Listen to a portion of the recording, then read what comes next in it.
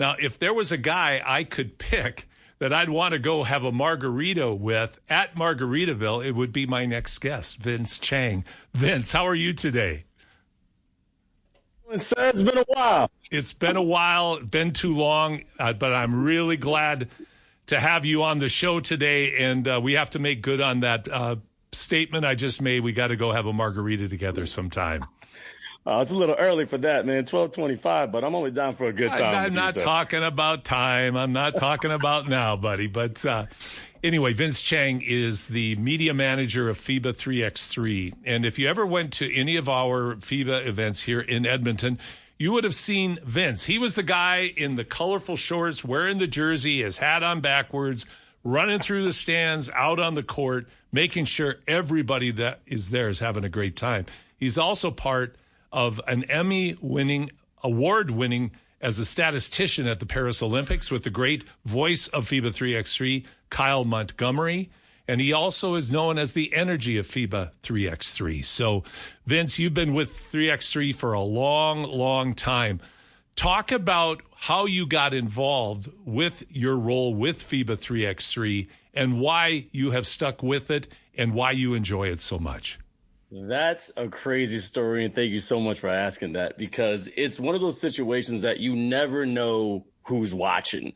Because I got into 3x3 because I started as a stand-up comedian in New York City, and I cool one of my guys named Sam Mushman, another tall guy. But, you know, when you're over 6 feet and a lot of people are smaller, you recognize people at a bar or a club. You're like, hey, I can see you. You see me? All right, cool.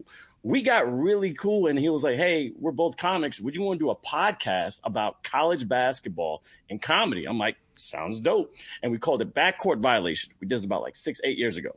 We literally were in a studio, not like yours right now. You guys doing great production. But the studio, you could touch wall to wall with both your hands like this. Like literally. It wasn't like Kawhi Leonard. It's like that small. We did it for 2 years. And the goal was to get on ESPN and do stuff like that.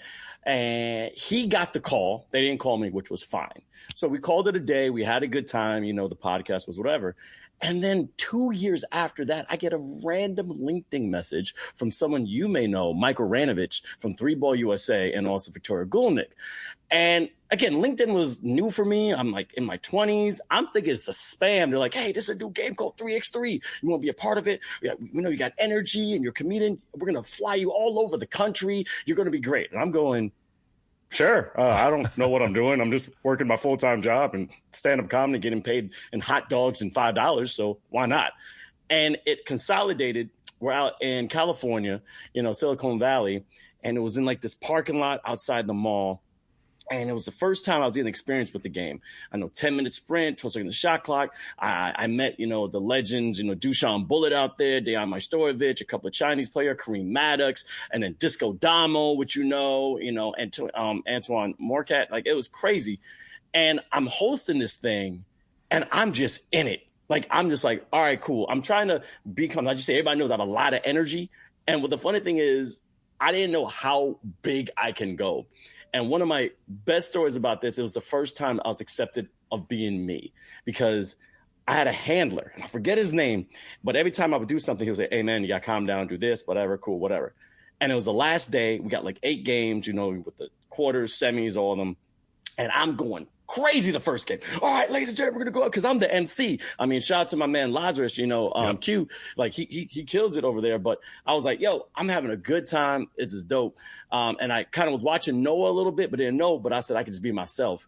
And I remember after the first game, my handler says, hey, man, you got to calm down. You got to chill out. And I was deflated because my whole MO was like I was always too much. You're too energetic. You're too funny. You're too whatever. So I'm just sitting in the corner all sad. And he was like, hey, man, what's wrong with you? I'm like, I'm sorry, bro. I didn't mean to embarrass you. This happens all the time in my career. I go crazy. I promise I'm going to calm down. I'm going to be structured. I'm going to represent 3Ball USA correctly. He was like, what the heck is wrong with you? I told you to calm down because you got 7 more games. You're going to burn yourself out. I'm like, what? Oh, you don't know. And then it was just on and on from there. And Kyle Montgomery was there. He said, hey, man, I really enjoy your energy. I think we got something for you. And before you know it, Julian DeBove, one of the OGs when it comes to 3x3, gave me a call and said, hey, do you want to do some stuff on Twitch? And from that opened up this gateway of everything, working with FIBA, being on like Shots Fired, having my own show, and then testing me out being a media manager, because I actually went to the AmeriCup when they had it in Miami, Florida during COVID. People don't realize I was not hired for that at all. I bought my own ticket and said, you know what? I'm going to bet on myself.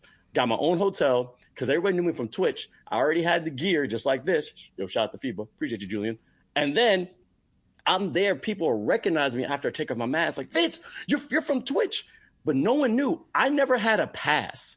Somehow I have a camera crew and a microphone and I'm running around interviewing people. I did the promo video for the AmeriCup in Miami and did not get paid a cent. But that was my investment in myself. And then it just started to snowball. Since I live in New York, it was easier for me to fly to Edmonton, which again, you had amazing, showings over there. When we were in the parking lot, it was crazy when Serbia won. And of course, Canadian women, they always dominate. Shout out to the Plouffe sisters and Paige Crozone and also Casey, the crazy one. And then we just had it last year in the mall, which was bonkers. If y'all want to have an experience with 3x3, go in a mall, because not only we're on the court, you got people on the second one going, what's this? This is great. And kids are watching and people are cheering. They don't know what they're cheering for, but then they realize, oh, this is like real basketball just with that street feel. And that's when the street from the Olympics come through. And before you know it, it just fit my personality. And then I got an opportunity to work for NBC. And that got me an Emmy. And it was all starting of, one, betting on myself, doing what I love, not really paying attention who's watching, but people were watching. And to tie all this together, I hit up Michael Ranovich and Victoria Gudnik years later. I said, hey, everything's going well. You kept saying I was going to be great with this. Why did you choose me? And they said, look, we found out you were funny. You knew basketball. You did also a podcast called Backcourt Violation. I'm like, you listen to that? It's like, yeah, we found it randomly because we needed someone who was funny, knew basketball, and also your last name is Chang because we have a contract with China. I don't know any Chinese. I'm Jamaican Chinese. I'm terrible at Chinese. But anyway, got the ticket to go to China, and you hit every single box. So we just bet on you. And literally from that one show that I thought no one was going to watch, and I've now traveled the world, been a part of at least 8 different events when it comes to 3x3, got to work with one of the number one, newscasting broadcasters in the world, and met so many different people from different walks of life, from the Serbians, like my Storovic, and also Puerto Rico, being there for the AmeriCup, with Carolina. And then my life literally became a movie, because then other opportunities started to stretch from that. And I was like, no, I'm never leaving this. If they ever call me, I'm running for 3x3. Well, and Vince, it's a fascinating story to listen to you summarize it that way. And I'm really glad we have had the opportunity to put it in context, because I think your experience in many respects mirrors the experience a lot of people have had with this infant sport, which is now taking root, and the roots are growing deeper as we're phasing into the third Olympic cycle with the sport. But you're an important part of that. Of course, Kyle, the voice, so identifiable with the sport. But the whole presentation globally, the job that FIBA has done and does with its presentation of the broadcasts, of the entertainment value of the event, because like you say, it's meant to have a street feel. It's not meant to be an experience like 5-on-5. The basketball, which is different from 5-on-5, is the only similarity. Basketball and rim, and the fact that you play on a modified court with the rules you described as well. Yeah. But my next question would be, though, what have you seen? What are you seeing in the evolution of the sport itself, both as a sport, as a competition, but also as an event? How do you see it evolving?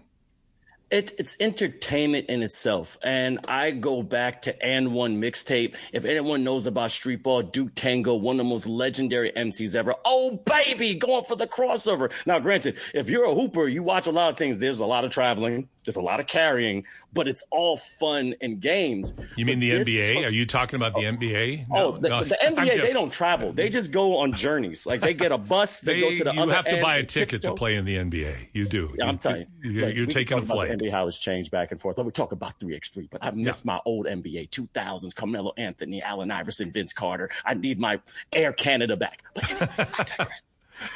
Now, as a sport, again, people are starting to get attracted to it because, as you just said, like with the NBA, it's losing its, je ne sais quoi. It's not entertaining anymore. College basketball shot to the Final Four. Hey, we talked about Dustin May before. I was over there. They're still competing. NIL deals are going back and forth. But this is an opportunity for a lot of hoopers who didn't make it to the NBA overseas to still experience basketball, but on a high energy level. You're not only going to watch the game, you're watching the storylines of certain people. It doesn't matter if you're young when it comes like the basket bonds with Giesman or legendary women like Sarah Igavide from Spain, and they're still hooping. And then also, since the games are so quick, I mean, it's a 10-minute game. You can watch like 40 games in a day, or maybe just sitting down watching YouTube, and there's always something. Like you said, the ball is small like the women, but has the ridges, but weight as a men. So those trick moves we've seen with and one, like the professor and skip to my Lou and all of them, you're seeing in real time. And the great thing, when I first streamed it on Twitch, people thought it was a video game. I'm like, no. This is real ball. So you got those ankle breakers. You got those alley-oop dunks. The best thing is when we got those Tissot buzzer beaters. It's just a game to 21. So you're always on the edge of your seat. And what's growing about it is the nationalism when it comes to these squads. We have our juggernauts, the Serbians and Canada, and now USA starting to creep up. They weren't that good before, but, even when it comes to Amsterdam, they have those teams that are dominant. But now other squads, like from Africa, Tonga, Democratic Congo, you talk about Puerto Rico now is getting really, really into basketball when it comes to 3x3. Malaysia is having some upsets, Chinese Taipei, Singapore just played in the Asia Cup and now the World Cup qualifiers. People are starting to get more involved in this game because also it gives representation of their country. And now, since it's an Olympic sport, you're seeing other countries have a chance to win gold, win silver, win bronze. When Lithuania won, now they got third place, but they came home as heroes. Like, you're getting a stipend every month from, correct me if I'm wrong, Kyle, listen to that. You get a medal at the Olympics, they're giving you money almost either for a certain amount or the rest of your life because you represented us on a world stage. And that's what 3x3 does now. It used to be a European sport. It's coming to the Americas now a little bit more. But the world has been involved with this for so long. It's America now catching up to it. And now they're seeing what it's really about.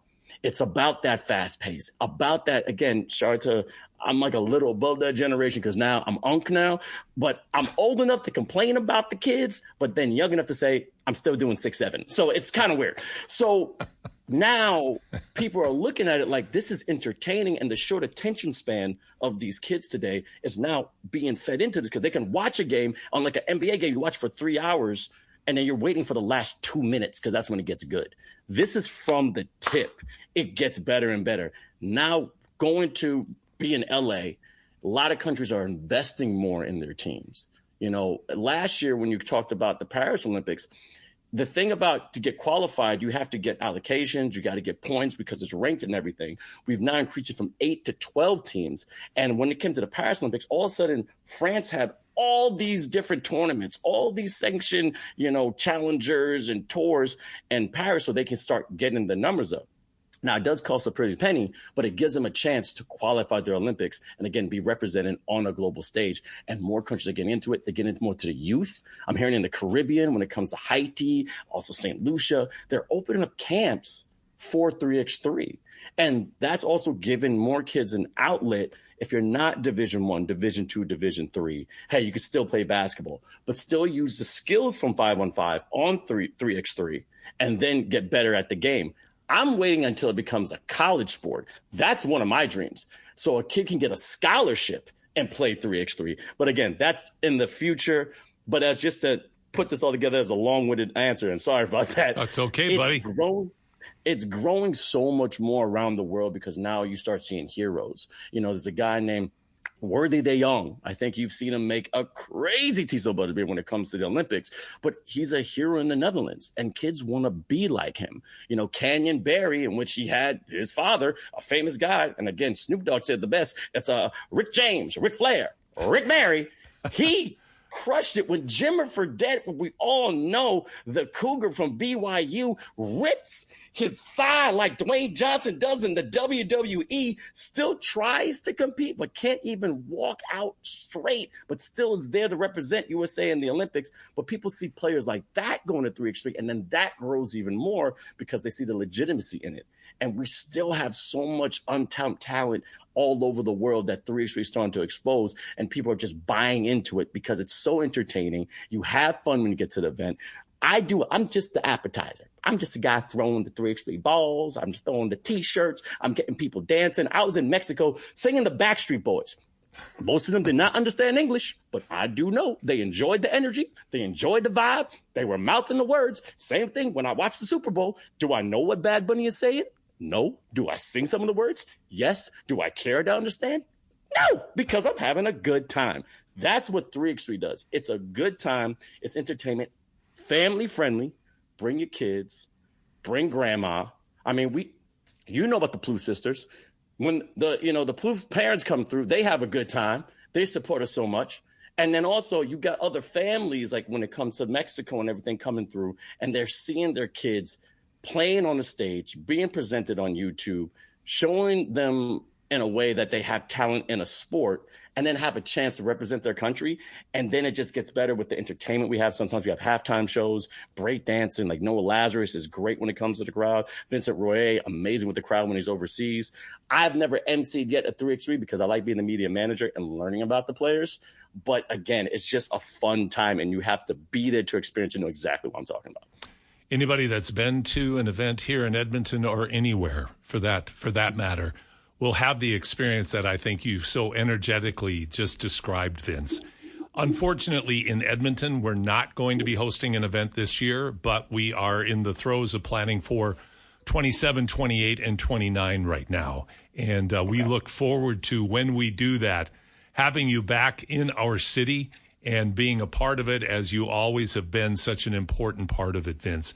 Thanks so much for shining light on the fun and excitement that is FIBA 3x3, and I encourage everybody, check out on YouTube, check out on the FIBA 3x3 channels. You can watch literally all of their events. They have a great website at FIBA3x3.com. You can check it out, and our Canadian women are ranked in the top 3 in the world. They're going to be a real threat for the World Championship this year and as well going into the LA Olympics. But Vince, you're such an important part of it. Thanks for spending your time with us this morning, and I look forward to talking again, hopefully in the very near future. Anytime, Paul, sir. Big support of you guys. Keep crushing over there. Great production. But anytime you call, I'll pick up. Thank you so much for having me. All right. Vince Chang, Entertainment Director of FIBA 3x3, joining us here on Hoop City.